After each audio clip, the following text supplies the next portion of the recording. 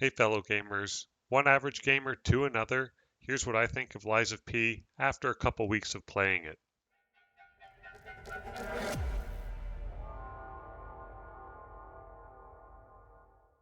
Now I don't have hours upon hours to master the specific timing for dodging and parrying, and I don't have hours and hours to study each individual enemy's move patterns, but what I do have is a minimum amount of patience and moderate skill level from playing games over the course of my life.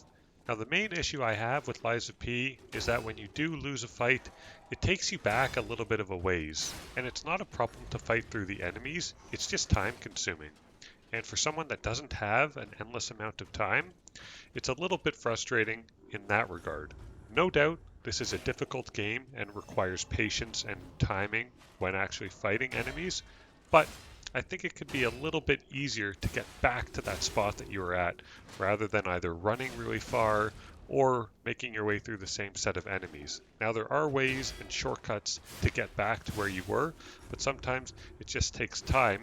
And if you need to fight an enemy 5, 10 times maybe until you get the move pattern or figure out your tactics, it can be a little bit time consuming. The other thing that I do not love is how well they've explained the different moves, attacks, the different ways that you can craft your weapons, and the skill tree. I found myself having to look at a couple videos and definitely read a few things on the game, which I don't normally like to do when I'm playing a game for the first time.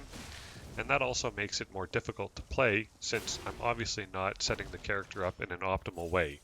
So things like crafting your weapon and knowing what handle and what blade to use, even after reading a bunch on that, I'm still confused as to how that works.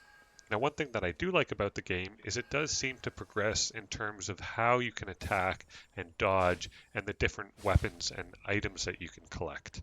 There's definitely a feeling of progression and leveling. One big thing that seems really important is to use your quartz. I don't think I had actually been doing that. I maybe used it the first time and then I forgot about it. So I've got a couple in the bank that I actually have to go and spend.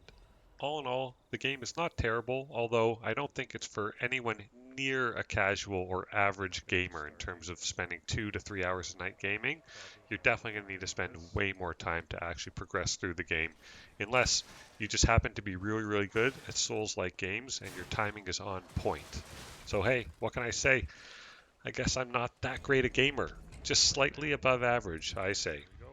Well, as always, thanks for watching. Hope you liked the video. If you did, hit the like button, hit the subscribe as it really helps me out. Don't forget, you can also catch me over on Twitch. The link's going to be in the description. And as always, this was not Adam Driver, and I'll catch you on the next one.